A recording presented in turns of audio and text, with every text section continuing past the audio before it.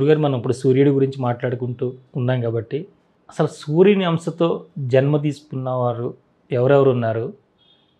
సూర్యుడి అంశతో జన్మ తీసుకున్న వాళ్ళకి కూడా అసలు ఇబ్బందులు ఎందుకు వచ్చినాయి? ఇప్పుడు ఏంటంటే దేవుడి యొక్క అంశతో కొందరు జన్మిస్తారు. జన్మించినప్పటికీ కూడా వాళ్ళకి ప్రారంధం అనేది ఒకటి ఉంటుంది. వాళ్ళు మామూలుగా అంతకుముందు ఉన్నప్పుడు ఏ పుణ్యపాపాలు చేశారో అవి అనుభవిస్తారు. వాళ్ళు స్వర్గలోకానికి వెళ్ళి దైవాంశతో ఉంటారు. దేవుడు తన దగ్గర పెట్టుకుంటాడు. పెట్టుకుని ఉన్న ఈ కర్మ మళ్ళీ మానవ లోకంలోకి వచ్చిన తర్వాత పుట్టాలి అంటేనే కర్మ ఉండాలి.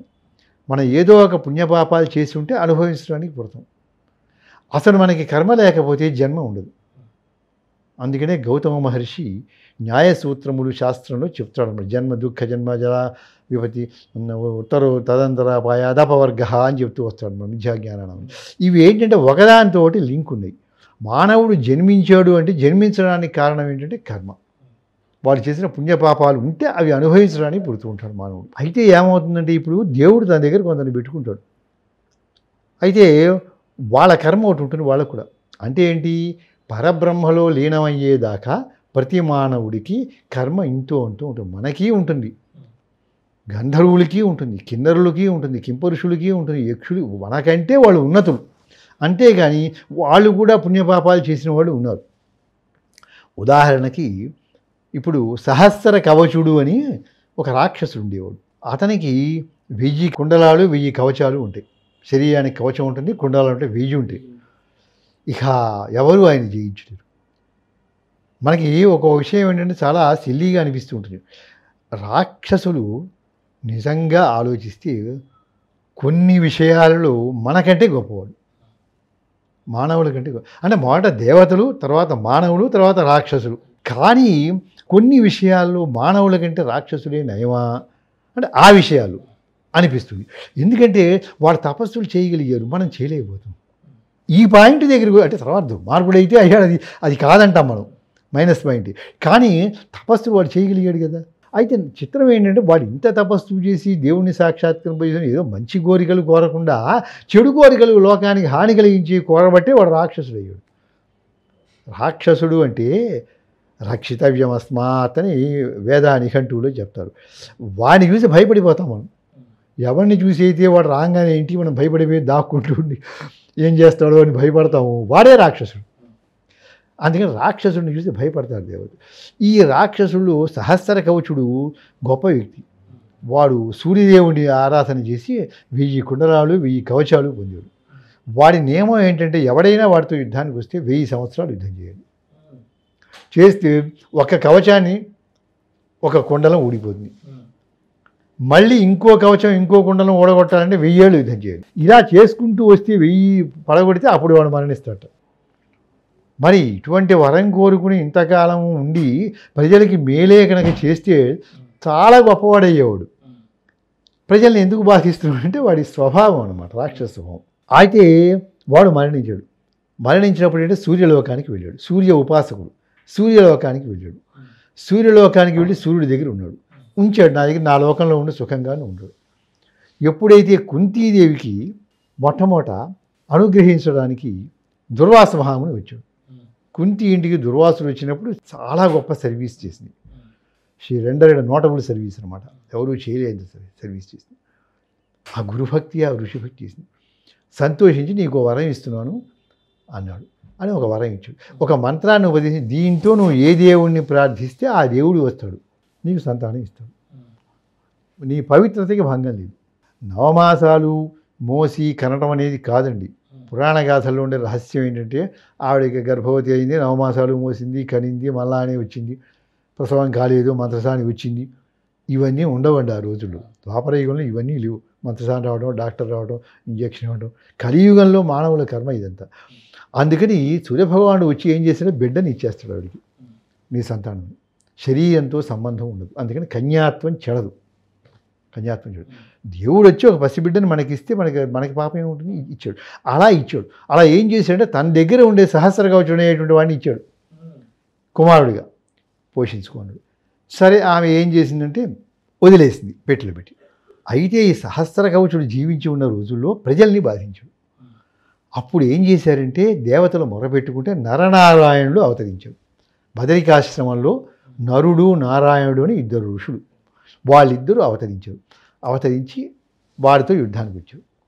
వీళ్ళు ఏం చేసేవాళ్ళంటే ఒక ఉడంబడిక చేస్తున్న నారాయణుడు 1000 సంవత్సరాలు ఒకడు తపస్సు చేయడం, వాడిని యుద్ధానికి పిలవడం, నువ్వు వెళ్ళి యుద్ధం చేయవాడు 1000 సంవత్సరాలు, ఈ 1000 సంవత్సరాలు నేను తపస్సు చేస్తాను, ఈ తపస్సు కాగా నేను వెళ్తా యుద్ధానికి, నువ్వు వచ్చి మళ్ళీ 1000 సంవత్సరాలు తపస్సు చేయి, అప్పుడు కంటిన్యూగా సాగుతూ ఉంటుంది యుద్ధం అనేది వాడితో. ఇలా చేద్దామని ఒప్పందం చేసుకుని వాళ్ళు ఏం చేశారంటే ఒకడు 1000 సంవత్సరాలు తపస్సు చేయడం, వెళ్ళటం, 1000 సంవత్సరాలు మళ్ళీ యుద్ధం చేయడం, తపస్సు 1000, యుద్ధం చేయడం 1000 సంవత్సరాలు యుద్ధం చేస్తాడు. ఈలోగా ఈయన చేసేస్తాడు తపస్సు, ఈయన వెంటనే రంగంలోకి వస్తాడు. చేసినప్పుడు ఒక కవచము ఒక కుండలం పడగొడతాడు. ఇలా వాడిని పడగొట్టుకుంటూ వచ్చేసరికి చాలా శ్రమ అయిపోయింది. 999 కొట్టేశారు, అయిపోయింది. ఇక వాడు భయపడ్డాడు, ఇక లాభం లేదు, ఈసారి వీడు ఖచ్చితంగా నన్ను సంహరిస్తారా అనుకుని వాడు పారిపోయాడు యుద్ధం నుంచి. వీడు వదిలేశాడు. ఎప్పుడైనా దేవతలు ఏం చేస్తారంటే భయపడుతూ వాళ్ళు భయపెట్టరు, అభయాన్ని ఇస్తారు, భయపడేవాడికి రక్షణ ఇస్తారు. అంతేకాని దేవతలు ఎప్పుడూ భయపెట్టరు, రాక్షసులు భయపెడతారు. అందుకని వాడు పారిపోయాడు. యుద్ధం నుంచి పారిపోతే ఏం చేస్తారు, అయినా సరే వెంటపడితే వస్తాను అని మానవులాగా వాళ్ళు వెంటపడరు. ఓడిపోయంటే వదిలేశాడు, ఉదాత్తత అనమాట. వాడు సూర్యలోకంలో ఉన్నాడు మరణించి. ఆ సూర్యుడు ఏం చేశాడంటే వాడినే తీసుకొచ్చి ఈ కుంతీదేవికి బిడ్డడుగా ఇచ్చాడు. ఇప్పుడు ఒక సహజమైన ఒక కవచం 2 కుండలాలతోటి పుట్టాడు వాడు. కుంతి వదిలేసింది. ఇప్పుడు ఏమైపోయింది, వాడు కూడా కర్ణుడు కూడా సరే తర్వాత పేరు రాధ అనే ఆవిడ పెంచింది, పెట్టి వాళ్ళకి దొరికారు, వాళ్ళు పెంచుకున్నారు, ఆ పుత్రుడిగా పెరిగాడు. దుర్యోధనుడు రాజ్యం ఇచ్చాడు, అంగరాజ్యం ఇచ్చాడు, చేరదీశాడు, బాగానే ఉంది. అతనిలో కొన్ని మంచి లక్షణాలు ఉన్నాయి కర్ణుడు.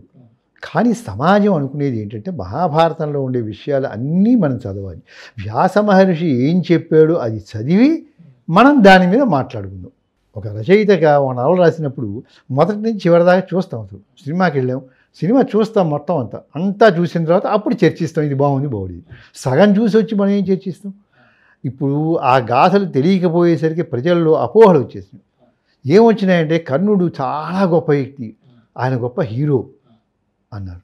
కర్ణుడు గొప్పవాడి, దాతే. ఆ విషయం మనకి చెప్పింది ఎవరు, వ్యాసుడే చెప్పాడు. వ్యాస మహర్షి ఏం చెప్పాడు, పాండవులు అన్నీ మంచి, కౌరవులు అన్నీ చెడు అని చెప్పలా. మానవ సమాజం ప్రకారం చూసి ప్రతి వ్యక్తిలోనూ మంచి చెడు ఉంటుంది. ఒకళ్ళలో మంచి ఎక్కువ, చెడు ఎక్కువ, పర్సంటేజ్ ఆ నిష్పత్తి మారుతుంది. అయితే 50 దాటి కనుక మంచి ఉంటే మంచివాడి కింద లెక్కేస్తాం. వాళ్ళు చిన్న లోపాలు ఉండవా అంటే ఉంటాయి, కానీ మరి మిగతా వాళ్ళకంటే మంచి కదా. 50 దాటి చెడు ఉంది అనుకోండి, చెడ్డ కిందకి తీసేస్తాం. అది లాగుతుందిగా ప్రకృతి అటు. అది అందుకని కర్ణుడు గొప్ప దాత అనే విషయాన్ని వ్యాస మహర్షి చెప్పాడు. అదే మనం చెప్పుకుని మనం కూడా అవునంటున్నాం, మనమేం కాదంటలా. అయితే ఆయనలో లోపాలు కూడా చాలా ఉన్నాయి. మహాభారతం చూసినట్టయితే చాలా సమయాల్లో కర్ణుడు లోపాలు చేశాడు. ఆయన క్యారెక్టర్లో లోపాలు ఉండి ఏం చేశాడంటే దుర్యోధనుని తప్పుదోవలోకి తీసుకుంటూ వచ్చినవాడు, చాలా సమయాల్లో చెప్పినవాడు వాడి. అందుకని దుష్ట చతుష్టయంలో అతన్ని ఒకనిగా చేర్చాడు. ఇప్పుడు ఒక వ్యక్తిలో మంచి చెడు రెండు ఉంటాయి.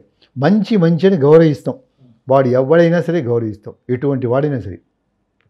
చెడుని చెడు అంటాం. అది మానవుడు చేయాల్సిన పని, ఆధ్యాత్మికవేత్త చేయాల్సిన పని. ఒకటి చెడు అంటే ఇక అందరూ అంటున్నారు కదా అని మనం కూడా అంటాం. వాడు ఏం చేసినా చెడు అని కాదు. చిన్న ఉదాహరణ, ఎక్కడో ఆఫీసులో ఏదో జరిగింది అనుకోండి, ఒకడేదో లంచం తీసుకోవడం, దొంగల కళ్ళాడో ఏదో చేశాడు. సరే వాడు మాట్లాడుకుంటూ ఏమనుకున్నాడు, వాడు దుర్మార్గుడు అనుకున్నారు పక్కవాడంతా, అయిపోయింది. తర్వాత కొంతకాలానికి ఎక్కడో ఏదో ఉపద్రవం జరిగింది, గొడవలు జరిగింది. బహుశా వీడే అయి ఉంటాడా అని ఆలోచించకూడదు. వాడి చెడు ఏంటంటే అంతవరకే, ఏదో దొంగలకల్లా తీసుకున్నాడు అంతవరకే తప్ప, దొంగల అంతవరకే చెడు తప్ప, చెడు అంటే ఇక అన్నింట్లోనూ వాడు చెడు కాదుగా మానవుడు. అందుకని ఈ కర్ణుడిలో దాత అని చెప్పినటువంటి దాతృత్వం ఉన్నది వ్యాసుడు చెప్పాడు, అవలక్షణాలు ఉన్నాయని కూడా చెప్పాడు. ఆ కర్ణుడు చేసినటువంటి పుణ్యపాపాలకి, సహస్రకవచుడిగా ఉన్నప్పుడు చేసిన పుణ్యపాపాలు ఏవైతే ఉంటాయో, పుణ్యాలంటే తపస్సు చేశాడు గొప్పగా, సూర్యుడిని మెప్పించాడు, ప్రత్యక్షం చేసుకున్నాడు, వరాలు పొందాడు, అవన్నీ ఆయన చేసిన గొప్ప వల్లే. వాటిని మనం మెచ్చుకుంటాం రాక్షసుడు అయినప్పటికీ. వాళ్ళలో ఉన్న పాపాలు ఉన్నాయి కనుక అవే లక్షణాలతో మళ్ళీ దైవాంశగా పుట్టినప్పటికీ కూడా వాడిలో ఆ చెడు లక్షణాలు పోలా. ఒక వ్యక్తి గొప్ప మాంత్రికుడు, గొప్ప ఉపాసకుడు అయ్యాడు, మంచిది, కానీ వాళ్ళు చెడు పోవాలి కదా. ఈ లక్షణాలు అలాగే ఉంచుకుని కూడా వాడు గొప్పవాడు కావచ్చు. ఋషులు కూడా అంతే. దేవుడిని సాక్షాత్కరింపజేసుకుని కూడా వాళ్ళలో రాగద్వేషాలు ఉన్నాయని చెప్పాడు. అందుకని ఏ లక్షణానికి ఆ లక్షణం దైవాంశ సంభూతులుగా వచ్చినా వాడు చేసిన పుణ్యపాపాలు వాడు అనుభవించాల్సింది. అలాగే అభిమన్యుడు కూడా.